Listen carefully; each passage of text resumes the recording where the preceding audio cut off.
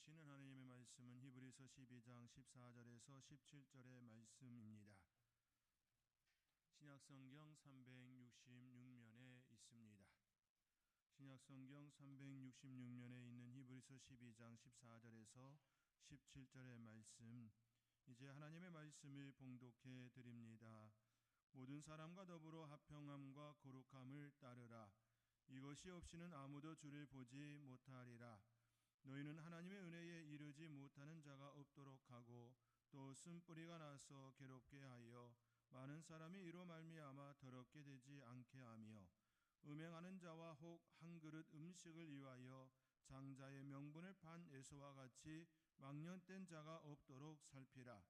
너희가 아는 바와 같이 그가 그 후에 축복을 이어받으려고 눈물을 흘리며 구하되 버림바가 되어 회개할 기회를 얻지 못하였느니라.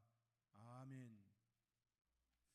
전세계 170만 독자의 공감을 얻은 김수현 작가의 나는 나로 살기로 했다, 인간관계 처방전 애쓰지 않고 편안하게에 수록된 하나의 글을 소개해드리며 오늘의 말씀을 열고자 합니다. 소제목은 신념도 수정이 가능합니다 입니다. 여행에서 우연히 한국인 여행자와 대화를 나눈 적이 있다. 김수현 작가가 여행을 갔는데 한 한국인 여행자와 이야기를 나누게 되어지면서 그와의 에피소드를 소개합니다. 명문대에 가지 못할까봐 걱정했던 부모님의 권유로 그는 고등학교 때 유학을 하였고 무사히 대학까지 마치고 돌아와 한 증권사에 취업했다고 한다. 그는 그게 참 다행이라고 했다. 그러고는 부모님이 그러하셨듯 자신도 자식을 일정한 수준에 올려놓기 위해 계속 일만 할 거라고 말했다. 그의 경험을 통하여서 자녀를 위하여서 일정한 어떤 레벨에 이르기까지 충성하겠다, 온 마음 온 정성 다 쏟겠다, 그런 이야기입니다. 회사 선배들도 대부분 자식과 아내를 외국에 보내고 기러기 아빠 생활을 하고 있기에 비록 아이의 얼굴도 잘 볼 수 없겠지만 그렇게 하는 게 맞는 것 같다고 했다. 자녀 양육에 대한 한편의 이야기이지요. 나는 그 이야기가 오랫동안 인상에 남았는데 내 청소년기를 말하자면 방목된 소떼와 같았다고 할까. 흔히 다니는 피아노 학원이나 미술 학원도 다니지 않았고 공부에 대한 압박을 거의 받지 않고 지냈다. 여행자의 그 경험과 정반대편에 있는 김수현 작가의 자기의 그 학교 시절, 학창 시절의 그 모습을 볼 때에 다른 모습이지요. 그러면서 이렇게 이야기를 더 진전해 갑니다. 나이를 먹고 부모님에게 나는 버리는 카드였냐고 물으니 이제 성장을 했기 때문에 엄마에게 또 부모님에게 반 농담식으로 이렇게 말을 건넨 거지요. 나는 버리는 카드냐고. 이렇게 물으니 나는 건강한 지금과 달리 어린 시절에 몸이 약했는데 건강하게만 자라다오, 이 마음이었다고. 그런데 나는 때가 되니 공부에 관심이 생겼고 고민은 많았지만 알아서 진로도 찾고 살게 됐다. 전혀 다른 양육법에 대한 내용이 또 그의 삶의 자리의 경험치를 통하여서 자기는 이제 방목하여서 편하게 성장한 그것에 대한 마음을 가지고 있는 반면 그 여행자는 또 희생해서 일정한 수준에 이르기까지 물심양면으로 그렇게 케어해야 되지 않느냐라고 하는 두 가지 양육법에 대한 내용이 이렇게 되어 있지요. 그러면서 그는 그러다 보니 자연스레 사람은 누구나 씨앗을 가지고 태어나고 어떤 꽃이 대략 강요하지 않아도 적당한 물과 햇빛만 주면 알아서 저마다의 꽃을 피운다고 생각하게 되었다. 물론 나중에 자식을 낳으면 눈에 쌍불을 켜고 사교육의 화신이 될 수도 있겠지만 자식의 삶을 대신 설계해 줄 필요는 없다는 게 지금까지의 내 지론이다. 그러니 그의 이야기가 신기할 수밖에. 한 번은 비정상회담이라는 TV 프로그램에서 여러 국가의 청년들에게 체벌에 대한 찬성과 반대를 물은 적이 있다. 흥미로운 건 체벌이 있는 국가의 패널은 체벌을 찬성했고 체벌이 없는 국가의 패널은 체벌을 반대했다. 맞고 자란 이들은 오히려 체벌에 관대했고 필요하다고 여기는 것이지요. 맞지 않고 자란 이들은 체벌에 더 민감한 거였다. 그러고 보니 저는 체벌을 받고 자란 그 세대의 한 사람입니다. 중학교, 고등학교 때까지 체벌을 받았습니다. 단체로 벌을 받았지요. 책상 위에 올라가 무릎 꿇고 허벅지도 맞고 발바닥도 맞고 손바닥도 맞고 손등도 맞고 손톱도 맞는 그런 세대였습니다. 참 여러 가지 이유로 맞았습니다. 성적이 떨어졌다는 이유로 맞았고 우리 선생님들은 체벌하는 이유가 참 다양했습니다. 참 여러 가지로 체벌의 그 기준들이 다양했습니다. 그러면서도 저의 한편에서는 체벌은 필요하지 않느냐라고 하는 생각이 저의 마음속에 한편에 자리하고 있는 것 또한 신기하기도 합니다. 김수현 작가는 이렇게 표현합니다. 많은 경우 사람들은 자신이 경험한 삶의 논리를 수용한다. 저 또한 그런 체벌 속에 자랐지만 그 체벌에 대하여 일정 필요하다 이런 생각을 하게 되어지는 경우와 같이 자신이 경험한 삶의 논리를 수용한다라는 말에 동의가 되더라고요. 설사 거기에 저항하고 반대하더라도 자신도 모르는 사이 체득한 삶의 논리와 문화에서 자유로울 수 없다. 그럼 누구의 생각은 옳은가? 누구의 생각이 옳은가에 대하여 질문을 던질 수 있겠지요? 그것에 대하여 그는 이렇게 대답합니다. 글쎄, 어느 한쪽이 정답을 독점하지는 않는다.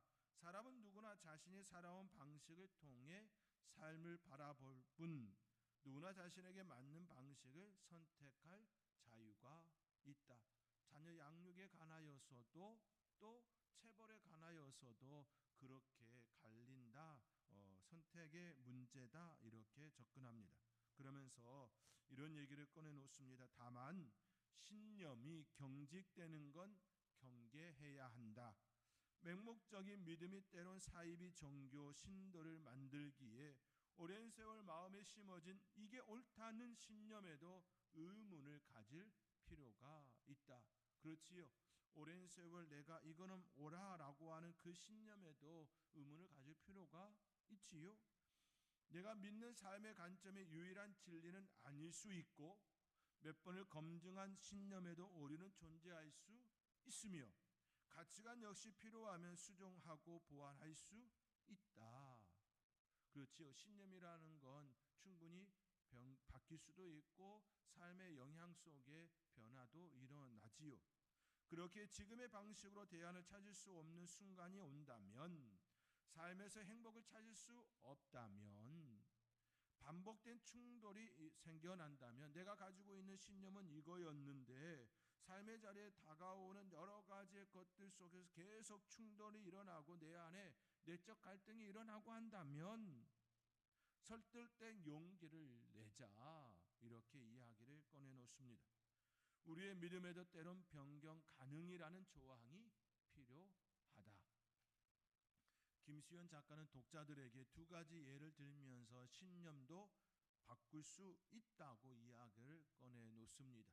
자녀 양육과 또 체벌에 관한 두 가지의 예를 들면서 우리에게 이와 같이 이야기를 건네고 있습니다.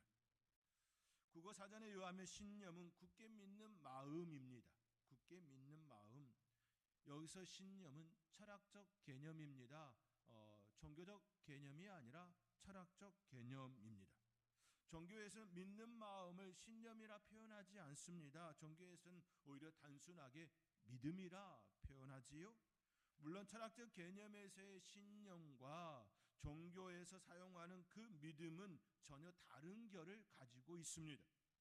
신념은 가치관, 좌우명, 이념 등으로 대체하여 사용할 수 있습니다. 그렇게 김수현 작가가 말하는 것처럼 신념은 바꿀 수 있다는 것은 지극히 타당한 말이지요. 왜냐하면 시간의 흐름 속에 여러 다양한 것들이 변하고 그 변화 속에 우리의 생각과 가치관도 변하기 때문입니다. 시간의 흐름 속에 여러 가지들이 계속 변화하고 우리의 삶도 우리의 생각도 또 거기에 따라 여러 다양함이 일어나고 있지요. 흐르는 물과 같이 우리의 가치관도 좌우명도 달라지기 때문입니다. 어릴 적 가졌던 좌우명이 청소년이 되고 또 청년이 되면 좌우명과 생각이 조금씩 달라지는 것처럼, 그러고 보니 제가 국민학교 저학년 때 많은 아이들이 가졌던 꿈은 대통령이었습니다. 많은 아이들이 가졌던 그 생각이 청소년 되고 중고등학교, 고등학교가 되어지고 그때쯤 되어지니 많은 아이들이 현실적이 되어지면서 대통령을 꿈꾸는 이들은 거의 없습니다. 시간의 흐름에 따라 생각과 여러 가지의 영향 속에 그렇게 변화를 가진 것이지요. 시간의 흐름 속에 우리의 의식과 인식은 변화와 성장을 갖기 때문입니다. 포기할 건 포기하게 되어지고 또 굳게 잡을 것은 더 굳게 잡기 때문이지요. 그러한 대표적인 것이 바로 농자 천하지 대본입니다. 농업이 우리의 삶의 가장 중심이라고 하는, 근본이라고 하는 그 개념이 이제는 산업과 금융이 사회 중심으로 자리바꿈이 되었습니다. 농업에서 산업과 금융으로 변화가 되어졌지요. 농자 천하지 대변, 즉 농사는 천하의 큰 근본이며 나라를 안정적으로 유지하는 힘이라 여겼습니다. 그런데 이제는 반도체를 산업의 쌀로 이야기합니다. 그렇게 불리우고 있습니다. 대한민국을 선진국으로 이끈 주역을 이야기할 때에 반도체를 빼놓을 수가 없습니다. 대한민국을 선진국으로 이끈 주역이 농업이다, 그렇게 얘기하시나요? 결국 그렇게 이야기하지 않습니다. 반도체를 늘 이야기의 중심에 놓습니다. 수십 년간 대한민국 경제에 미친 영향은 매우 컸습니다. 앞으로도 지속될 것이라는 사실은 부정할 수가 없습니다. 반도체는 산업의 쌀이라 불리며 TV, 컴퓨터, 스마트폰, 자동차 등 현대 생활의 물질적 풍요와 편리를 우리에게 선물해 주었습니다. 가져다 주었습니다. 앞으로도 반도체는 인공지능, 자율주행차 등 4차 산업혁명의 전성시대에도 중심이 되어 우리의 삶을 이끌어갈 것입니다. 농자 천하지 대본은 시대가 바뀌어도 변하지 않을 것입니다. 왜냐하면 우리의 주식이 쌀이기 때문이지요. 먹고 사는 그 문제에서 벗어날 수 없기 때문입니다. 그러나 그 쌀을 구입할 수 있는 길이 생산에만 있는 것이 아니라 다양하게 열리게 되었기에 이해 방식은 달라졌다고 해도 틀린 말이 아닐 것입니다. 이 또한 시간의 흐름 속에 변화된 사고입니다. 시간의 흐름 속에 우리에게 들어온 생각의 변화입니다. 그러나 아무리 시간이 흘러도 변하지 않는 것들이 있습니다. 그것들 중에 하나가 하나님의 세계입니다. 하나님의 세계는 인간의 시간과 무관하기 때문입니다. 인간의 시간과 연관된 모든 것들은 변화의 틀 속에 존재합니다.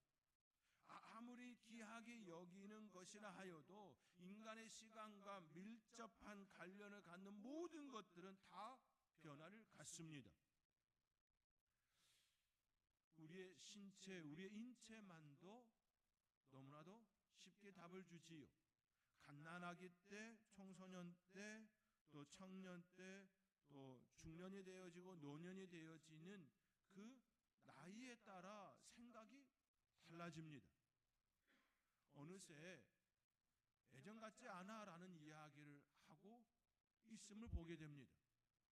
생각도 신체도 예전 같지 않아 이런 얘기를 하게 되어지면 이미 우리의 삶의 자리에 많은 영향을 받고 또 따라가지 못하는 것들이 있다라는 것이지요. 대부분 그렇게 이야기하시는 분들은 나때에 속하신 분들입니다. 저도 어느 때 보면 그런 생각을 할 때가 있습니다. 조금만 더 이런 생각이죠. 죄송합니다. 아직은 여러분들이 생각할 때에 젊은 축에 속하지만 그렇게 여겨질 때가 있지요. 신체의 변화, 인체의 변화 속에 우리는 자연스럽게 시간의 그 흐름 속에 나타나는 생각의 변화를 무시할 수가 없습니다. 예를 들어 현대사회의 변화를 가져다 주고 있는 것 중에 하나가 전기차입니다. 전기차의 중심에는 배터리가 있습니다. 그 배터리 소재 중 하나가 리튬입니다. 하얀 석유라고도 불리는 이 리튬은 매우 귀한 가치를 드러낸 바 있지요.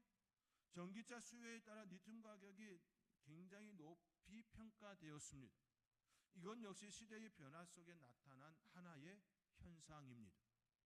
그리 관심을 끌지 않았던 리튬이 전기차가 우리 사회에 들어오면서 각광을 받게 되었습니다. 그러다 전기차들의 화재 발생이 빈번하면서 수요가 줄어들고 리튬 가격도 점점 떨어지는 현상도 가졌습니다. 이건 역시 시간의 흐름 속에 일어난 변화들이지요. 우리 사회는, 우리 인간은, 우리는 시간의 흐름 속에 지대한 영향을 받고 살아갑니다. 그러나 하나님의 세계는 인간의 시간과 별개로 존재합니다. 그렇기에 하나님의 세계는 영원합니다. 영원한 하나님의 세계가 우리에게 명하는 것이 있습니다. 그것이 바로 말씀입니다. 하나님의 말씀입니다. 하나님의 말씀은 시간의 흐름이 지나도 변하지 않습니다. 신념도 바뀌고 가치관도 바뀌고 생각도 이념도 우리의 여러 가지 삶의 방식도 바뀌지만 하나님의 말씀은 바뀌지 않습니다. 변하지 않습니다. 변하지 않고 시대의 흐름 속에 그들의 존재하는 것, 그것이 바로 진리입니다. 진리는 시간의 흐름과 상관이 없어야 합니다. 만약에 시간의 흐름에 영향을 받는다면 그것은 결코 진리가 될 수가 없습니다. 하나님은 시간의 흐름 속에 존재하지 않습니다. 오히려 시간의 초월적 존재로서 살아가시지요. 그런 존재입니다. 그런 존재가 우리의 인간의 역사 속으로 들어오셨습니다. 내재적 존재로 우리에게 다가오셨습니다. 그 대표적인 사건이 성육신 사건입니다. 인간의 옷을 입으시고 이 땅에 오셔서 그 시간의 흐름 속에 머물렀습니다. 그리고 십자가에서 죽으셨습니다. 하나님은 죽을 수 없기에 인간의 옷을 입으시고 죽음의 자리 그 자리로 나아감이 되었습니다. 시간의 흐름 속에 영향을 받지 않으시는 그분이 우리 인간을 위하여서 시간의 흐름 속에 들어오시고 십자가에서 우리를 위하여 죽으셨습니다. 그것이 우리를 살리는 하나님의 은혜, 하나님께서 우리에게 주시는 선물이 되었습니다. 하나님은 시간의 흐름 속에 존재하지 않습니다. 하나님의 말씀은 시간의 흐름 속에 존재하지만 또 영향을 받지 않습니다. 하나님의 말씀은 지금도 살아있는 말씀이고 과거에도 살아있는 말씀이었고 앞으로도 미래에도 여전히 살아 역사하시는 말씀입니다. 왜냐하면 말씀의 주체가 하나님이시기 때문입니다. 시간의 흐름 속에 영향을 받지 않는 그 하나님께서 말씀의 주체이시기 때문에 하나님의 말씀은 과거나 현재나 미래나 여전히 살아 역사하시는 하나님의 말씀입니다. 그렇기에 하나님의 말씀이 우리에게 능력이 되고 권세가 되고 진리가 됩니다. 그 말씀을 받은 자는 그 진리 안에 거하게 됩니다. 그러나 그 말씀을 받고도 그 안에 거하기를 거부하는 자는 진리가 그 안에 있지 않습니다. 진리를 거부하는데 어찌 그 안에 영생이, 그 안에 하나님의 은혜를 담을 수가 있겠습니까? 성경의 여러 인물 중에 그 은혜를 담지 못한 자가 있었지요. 그 대표적인 인물이 오늘 성경에서 소개한 바와 같이 예서입니다. 예서는 장자의 명분을 한 그릇의 음식과 바꾸었습니다. 한 끼의 식사의 그 가치를 너무 평가하신 거지요. 아무리 한 끼의 식사가 가치가 아무리 높게 값어치를 매긴다 해도 장자의 명분과 비교할 수가 없습니다. 아브라함은 이스라엘의 조상이 되었습니다. 아브라함의 아들 이삭도 이스라엘의 조상이 되었습니다. 아브라함의 아들의 아들 야곱도 이스라엘의 조상이 되었습니다. 아브라함과 이삭과 야곱, 그들은 이스라엘의 조상이 되었습니다.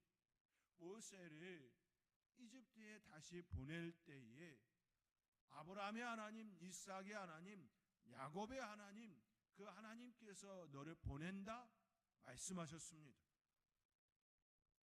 야곱과 예서는 바뀐 자리입니다.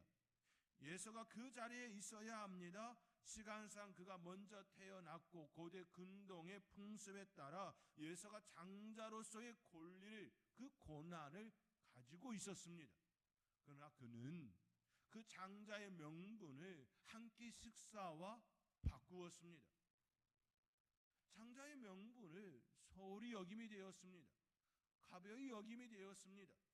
하나님께서 주신 그 권리를, 그 특권을 한 끼 식사와 바꾸는 아주 값어치가 없는 그 모습으로 취급하였습니다. 그는 그 가치를 알아보지 못했습니다. 이삭이 야곱에게 축복한 후에야 비로소 그가 받는 복이 형편없는 복임을 알았습니다. 깨달았습니다. 예서가 아버지 이삭에게 자식의 빌복을 남기지 아니하셨나이까 묻는 물음에 내가 그를 너의 주로 세우고 그의 모든 형제를 내가 그에게 종으로 주었으며 곡식과 포도주를 그에게 주었으니 내 아들아 내가 내게 무엇을 할 수 있으랴 대답합니다. 그 대답을 들은 예서는 다시금 아버지 이삭에게 빌복이 이 하나뿐이리까 말하며 내게 축복하소서 간구합니다. 그 간구에 이삭은 내 주소는 땅의 기름짐에서 멀고 내리는 하늘 이슬에서 멀 것이며 너는 칼을 믿고 생활하겠고 내 아우를 섬길 것이며 내가 매임을 벗을 때에는 그 멍에를 내 목에서 떨쳐 버리리라. 이와 같이 축복합니다. 당장 일어난 현상은 이삭이 야곱에게 축복하였고 그 축복을 받은 야곱이 엄청난 복을 받은 그 현상이 아니었습니다. 오히려 도망자가 되었습니다. 화가 난, 분노한 에서를 피하는 도망자가 되었습니다. 나그네아가 되었습니다. 아버지 어머니에게서 떠나는 자가 되었습니다. 눈에 보이는 현상을 쫓아가면 그는 실패자입니다. 그러나 하나님께서는 그를 베델에서 돌베개 베고자 하는 그에게 나타났습니다. 그리고 약속하여 주셨지요. 그리고 성경은 그가 어떻게 이스라엘의 조상이 되는지, 하나님의 약속을 어떻게 받아 그게 축복의 사람이 되어지는지 추적하여 우리에게 말씀해 주었습니다. 당장 눈으로 볼 때에는 도망자요, 나그네요, 실패자였지만 결코 그렇지가 않았습니다. 결국에서는 아버지 어머니와 함께 사는 자 되었지만, 많은 군사를 이끄는 장수가 되었지만, 그의 삶은 결코 은혜의 자리, 축복의 자리, 하나님의 그 풍성함을 닫는 그릇이 되지 못했습니다. 결국에서는 땅에서 유리하는 자가 되었습니다. 그의 유리함은 하나님의 복에서 멀어짐으로 인한 유리함이었습니다. 하나님의 것을, 하나님의 말씀을 소홀히 여김에서 비롯된 종말이었습니다. 하나님의 사람은 하나님의 말씀을 귀하게 여겨야 합니다. 히브리서 기자는 우리에게 하나님의 은혜에 이르지 못하는 자가 없도록 하라 권면합니다. 오늘 본문 15절의 말씀입니다. 우리 함께 오늘 본문 15절의 말씀 우리 함께 읽겠습니다. 너희는 하나님의 은혜에 이르지 못하는 자가 없도록 하고 또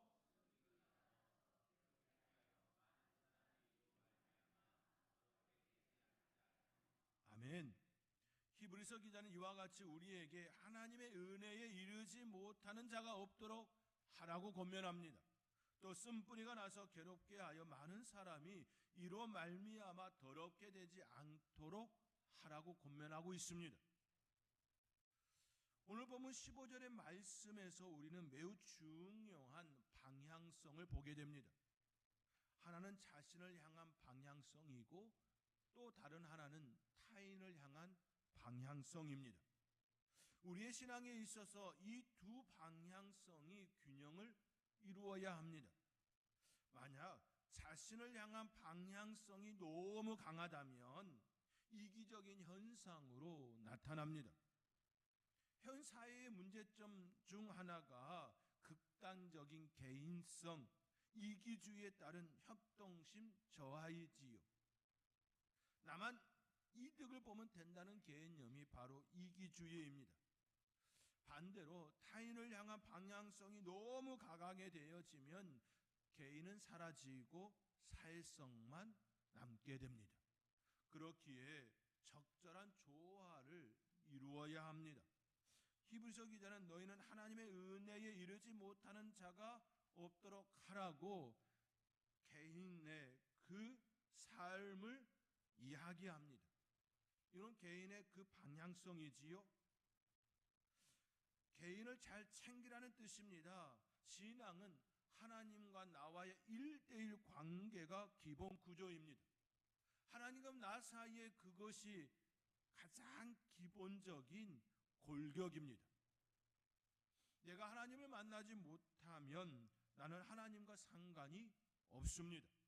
나와 하나님과 상관이 없는데 어떻게 신앙인이라 그리스도인이라 말할 수가 있겠습니까? 그러므로 하나님과 나와의 1:1 그 관계가 먼저 잘 정립되어 있어야 합니다. 그 골격 위에 세워져야 합니다. 이것이 나를 향한 방향성이지요. 또 쓴뿌리가 나서 괴롭게 하여 많은 사람이 이로 말미암아 더럽게 되지 않게 하라고 권면하지요. 이는 타인에게 폐를 끼치는 자가 되지 말라라는 말씀입니다. 이웃을 향한 방향성입니다. 내 안에 좋지 않은 성품, 생각들로 인하여 밖으로 표출되는 행동은 그 행동으로 타인을 괴롭히지 말라는 뜻입니다. 내 안에 잘못된 독처와 같은 배교 행위로 타인을 넘어뜨리지 말라는 말씀입니다. 내 안에 잘못된 형성되어진 그것, 하나님을 향한 바른 신앙이 세워지지 않음으로 인하여서 배교적인 그 행위로 인하여서 타인을 넘어뜨리는 자가 되지 말라라는 이 말씀이지요. 예수님께서도 예식하는 바리새인들과 서기관들에게 말씀하셨습니다. 입으로 들어가는 것이 사람을 더럽게 하는 것이 아니라 입에서 나오는 그것이 사람을 더럽게 하는 것이니라 말씀합니다. 이 말씀을 하시고 다음과 같이 해석해 주셨습니다. 입에서 나오는 것들은 마음에서 나오나니 이것이야말로 사람을 더럽게 하느니라. 마음에서 나오는 것은 악한 생각과 살인과 간음과 음란과 도둑질과 거짓 증언과 비방이라 말씀합니다. 성령으로 인하여 내 안에 정결함이 일어나지 않는다면 제 속성을 가진 인간의 그 입에서 나오는 건 무엇일까요? 예수님께서 말씀하신 것과 같이 악한 생각과 살인, 간음과 음란, 도둑질과 거짓 증언, 비방일 수밖에 없겠지요. 우리가 바르게 서 있지 않으면 불신앙과 배교의 독 있는 열매를 다른 사람들에게 먹일 수 있게 됩니다. 쓴뿌리는 하나님을 배반케 하는 독 있는 열매를 가리킵니다. 내 안에 있는 것이 정결하지 못하면, 내가 하나님의 말씀에 바로 서 있지 못하면 우리는 언제든지 타인을 죽이는 독의 열매를 가진 자, 쓴뿌리를 가진 자가 될 수 있습니다. 사랑하는 성도 여러분, 그러므로 우리는 늘 깨어 있어야 합니다. 균형 있게 잘 서 있어야 합니다. 말씀 위에 흔들리지 않고 서 있어야 합니다. 신념, 가치관, 좌우명, 이념, 그런 것들은 시간의 흐름 속에 바뀔 수 있고 변화시킬 수 있지만 진리 되신 하나님의 말씀은 시간의 흐름 속에 결코 영향을 받지 않기에 그 흔들리지 아니하는 그 말씀 위에 우리의 신앙을 견고하게 세워야 합니다. 그리고 그 견고함 속에 우리의 이웃을 향하여 방향성도 나타나야 합니다. 이것이 우리 하나님께서 히브리서 기자를 통하여 주시는 말씀입니다. 우리의 삶의 자리에 늘 하나님의 말씀을 중심에 두고 나와 내 이웃을 향한 바른 경건의 삶의 모습이 드러나는 하나님께서 세우시고 붙드시는 아름다운 삶의 여정이 신앙이 되어지기를 주님의 이름으로 축원드립니다. 기도하겠습니다. 사랑의 하나님, 주의 말씀을 받아 주의 은혜 가운데 살아가는 자 되기를 소망합니다. 늘 바른 말씀 위에 세워져 그 은혜를 품고 또 고백하며 이웃을 살리는 저희들 되게 하여 주시옵소서. 모든 것 감사하옵고 예수님의 이름으로 기도하옵나이다. 아멘.